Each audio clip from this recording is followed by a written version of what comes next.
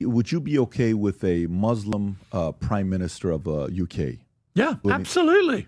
Do I think we have a particular problem in the UK with radicalized Muslims? I'm not convinced by that. You're just, picking on people because of their Muslim faith. If you were okay with somebody who was a Muslim to become a prime minister, then they come in and they say, Sharia law, what are you going to do about it? You can't tar the entire Muslim population with the brush of potential extremism in the same way that you get Christian extremists in America who've committed appalling atrocities. You're comparing the two? It's the same, isn't it? It is. Are we really suggesting that 1.4 billion Muslims are all potential extremists? Because I don't get that sense of the Muslims I know in London. I go to a lot of Muslim countries, felt completely safe.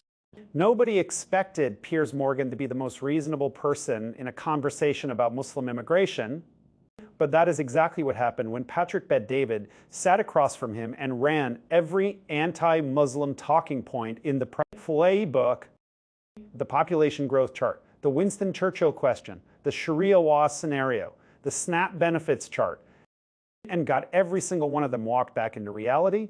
And then came the moment where Piers pointed out that America bombed Iraq into chaos on a false pretext and therefore carries a duty of care to the refugees that chaos created, while PBD, a man who came to America as a refugee himself, sat there having apparently forgotten his own family story.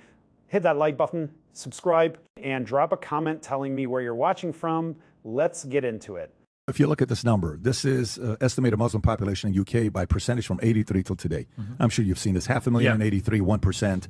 And then it cracked 1 million in 97, 14 years later, and then 2 million, and then 4 million, and then 4.5, some say 5 million today, 6-7% of the population. Do you think this growth, the way it's going right now, getting to 10, 20, 30%, do you think it is a good idea to keep allowing people to come in to combine the Islam way of thinking, what their ideas are, and coexist with the Western ideology? Well, I think there are issues which are serious to be considered. For example, it's been reported there are as many as potentially 85 unofficial Sharia courts in the UK now, which are not operating under UK law. They're operating in their own law for their own communities. That clearly is not a good thing in a country like the UK. So we have a lot of Muslims who live in the UK. We've always been a very multicultural, very tolerant place. The vast majority of Muslims living in the UK have assimilated perfectly well and live perfectly peaceful and lives which contribute to society. And then you see the quite disturbing spectacle of protests, say, in London, during the Israel-Hamas war, where people are brazenly supporting Hamas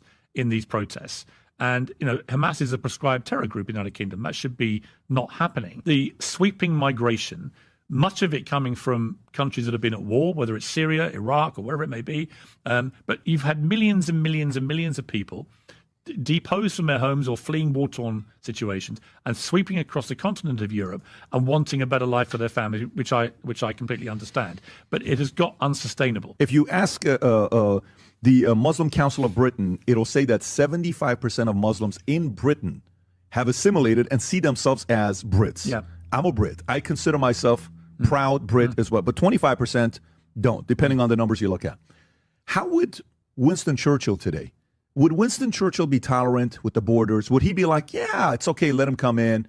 No. Would he handle the threat? And think about how his wiring was. This is your world. Yeah. What do you think he would have done today? No, I think he'd have been tough. I think he'd have been very... In what way? Well, I think he'd have been very protective of our borders in a way that was very protective against the threat of Nazism to our way of life. What would Churchill have done? What do you think he would have done? I think what would he have done? Seriously, what do you think he would have done? Just think his profile. I certainly think right now he would have put the clamps down on more people coming would in. He have except sent, in exceptional circumstances. Would he have sent anybody back from the 7% that came here? How would he have treated some of the criminals? How would he have treated some of the some of the stuff that's going on? So I would say he certainly wouldn't have just picked out the Muslim community. We have a lot of different religions, nationalities living in the UK. I don't think he would have singled out Muslims.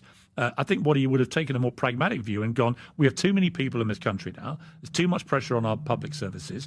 Some people are going to have to leave. I don't know why they're not sort of tougher on the French. You've got to do a deal with the French on this. You've got to say, look, sorry, you're letting all these people get on these boats. Once they're at sea, there's hardly any way to stop them. And then once they wash up on our shore, they are legally allowed to remain as potential asylum seekers. Would you be okay with a Muslim prime minister of UK? Yeah. You'd be okay. That wouldn't do anything. Absolutely. Yeah. So that's your concern isn't that at all? No, not at all. No, listen, I don't want to radicalize Muslim running the country. I don't want to radicalize anything. running the country. There's a lot of radicalized elements of all religions, of all nationalities. Do I think we have a particular problem in the UK with radicalized Muslims? I'm not convinced by that. I think there are radicalized Muslims, and clearly the Muslim population is rising exponentially fast compared to other populations. So we are going to have to look at this and say, well, what do we do about this going forward in a way that you don't look like you're just picking on people because of their Muslim faith? I respect the tolerance that you have of what could happen to Brit long term, because I think sometimes when you're in it and it's gradual, like the whole thing about you put a frog in a boiling water and you boil it slowly, and then boom, he's dead. It's too late, right? I think sometimes when people are in it, they're like, yeah, well, it's okay with this, it's okay with that, it's okay with this.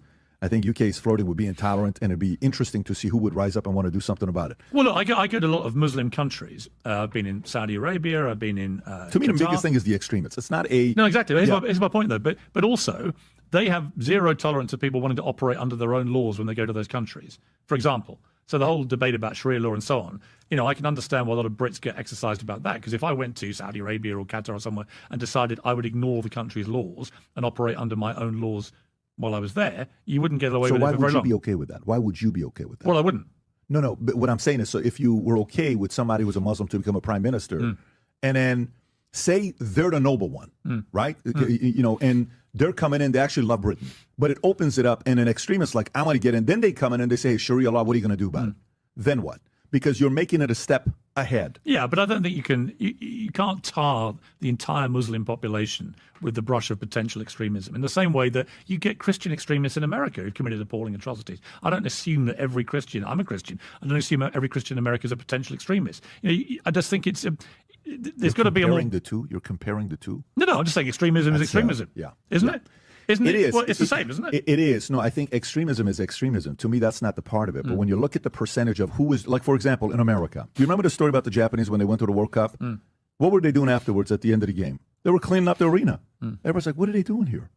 That's what we do in Japan. So would I want 1,000 Japanese neighbors? Yes, they are their own people. They raise kids. They go and work. They don't hate America. They don't get up there and commit terrorist crime. You don't hear stories like that from them. They just go and do their part, right? But I would argue this back. Right? So I went to the Qatar World Cup, for example, for a week. Felt completely safe.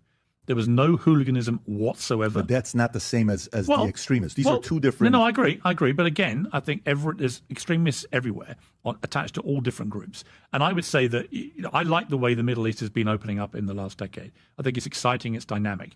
I just interviewed Cristiano Ronaldo in Riyadh at his home there. One thing he said, it just feels really safe. And it feels like it's opening up in a way that's good for families and everything else. And I think that's great. I don't like the tinge of you're all potential extremists until you prove otherwise. No, because I think it's unfair to a whole... I mean, how many Muslims are there in the world? 1.4 billion? Are we really suggesting that 1.4 billion Muslims are all potential extremists? Because I don't get that sense of the Muslims I know in London. I walk down my high street in London. There are Muslims running all sorts of different businesses. Okay. And honestly, they're not extremists. If we look at immigrants that come to America, what percentage of them are on SNAP the most? Have you seen this chart? No. Food stamps by ethnicity. 45.6% of immigrants from Afghanistan are on SNAP. 42.4% from Somalia. 35% from Iraq. So why are we inviting more from Afghanistan, Somalia, Iraq? I mean, I'd need to study this in more depth, but certainly the Afghanistan, Somalia, Iraq, I mean, these are people, I imagine, predominantly who have fled war-torn countries. So they, by definition, when they come to America, are going to be impoverished. Yeah, right? but when America was founded, it's about getting the best to come over here, right? You fled your family Iran. I lived there for 11 years. From a war-torn place. We did. Right? So take Iraq, for example. When I was editor of the Daily Mirror in the UK, I opposed the Iraq war before, during, and after it. It cost me my job in the end. Yeah. After 10 years running the newspaper. But I think I was vindicated by what happened afterwards. That war was fought on a false pretext. Saddam Hussein had weapons of mass destruction. They never found them. So and also there was this kind of subliminal, we need to respond to 9/11. We can take out Saddam. I never saw that connection. It seemed to me completely wrong. So I look at Iraqis, right, who were displaced by a war, which many people, including me, would say was an illegal war in their country that caused utter devastation. And they come to somewhere like the United States, which has been the home for people like that ever since its inception. And is lauded around the world for that, for being a place that you can come to, right, from places like that. But is there not a particular duty of care? Maybe you don't think there is, but is there not a duty of care to people who come from a war-torn place like Iraq, where the United States, along with the UK and other countries, waged that war in my view, completely wrongly, in a way that caused their displacement, caused them to lose their homes, maybe lose their loved ones, and they come here for a better life, but when they get here, they have nothing. Now, that may explain some of those numbers. I don't know. But certainly in that case, you've got to think, well, okay, if they're the ones who are getting the SNAP benefits, okay, what is the correlation between the ones who were displaced because of the actions of the United States and the UK and the other allies that fought the Iraq War on their presence here in the United States? And is there a duty of care towards them? I don't think we should lose in the mix of all this a compassion towards genuine asylum seekers, particularly from countries ravaged by wars which we may have been complicit in starting, in my opinion, on a false pretext. Yeah, I think that I would sit there again. I would sit and I would say, if we're looking at anybody that's coming in, if we cost some of this, let's see what we can do about it. Now, of course, somebody in America could say, well, you caused all of it, right? Okay, no problem. But if you're coming to America and you hate America, I have no tolerance for you. And by the way, the argument, some people in America are like, look, we don't want anybody else to come in here. This is plenty, right? There are people that I've had on the podcast that wouldn't even want me to be here right now. They're like, you know, you got lucky getting in here, which is their argument. They have the right to have that argument. How wrong is that argument? I will tell you, like, so if somebody's born in America and they're kind of like, look, man, yeah, maybe we got lucky with you, Pat, but we got a lot of ones that came through and we didn't get lucky with that. Hate America. I would add the caveat of the Iraq caveat, which is if you go and bomb a country and you destroy people's lives, I do think a country like the United States, most prosperous country in the world, does have a duty of care to bring some of those people into its country, as it has done with the Iraqi community in the United States. What if that's a royal screw-up on another administration that you never agreed with them? Because Trump doesn't agree with Bush. So maybe he's saying, I didn't do that. Bush did that. Let's be precise about what that conversation actually revealed, because several things happened in that room that deserve more scrutiny than they got. Start with the population growth chart, because this is the foundational move of the anti-Muslim immigration argument, and it needs to be examined for what it actually is. PBD showed Muslim population growth in the UK from roughly 500,000 in 983 to approximately 5 million today. The implied conclusion being that this trajectory leads inevitably to a Muslim-dominated Britain that imposes Sharia law and abandons Western values. That conclusion requires you to ignore what actually happened to every other immigrant wave that arrived in Britain, with the same demographic trajectory and the same cultural alarm attached to it. The Irish, the Caribbean communities, the South Asians, the Eastern Europeans, every single one of these communities was described at the time of their arrival using identical language, exponential growth, incompatible values, existential threat to British culture, every single one integrated. The Muslim Council of Britain's own data shows 75% of British Muslims identify as British first. That is not a community on the verge of cultural conquest. That is a community integrating at roughly the same pace as every immigrant wave before it. What is different is not the community. What is different is the media ecosystem amplifying the fear for political and financial profit. The Winston Churchill move was one of the most transparent rhetorical traps in that entire conversation. PBD needed Piers to say Churchill would have cracked down specifically on Muslims. Piers said Churchill would have tightened immigration generally and would not have singled out any specific religious group, and that distinction is everything. The entire PBD framework depends on the premise that Muslims specifically represent a unique civilizational threat requiring targeted policy responses. The moment you say the response would be general immigration control rather than specifically anti-Muslim policy, the framework collapses. General immigration control is a legitimate policy debate that reasonable people can have. Targeting a specific religious group of 1.4 billion people based on the actions of a tiny fraction is not policy, it is discrimination. And PBD kept pushing for the Muslim-specific validation, and Piers refused it every single time. The SNAP benefits chart is where the argument collapses most completely under the weight of its own data, and Piers dismantled it with a single question. Why are Afghans, Somalis, and Iraqis overrepresented in American government? And assistance programs, not because of cultural hostility to American values, not because of religious ideology, because the United States military spent 2 decades in Afghanistan, destroyed its government, and then withdrew, leaving millions of people with nothing.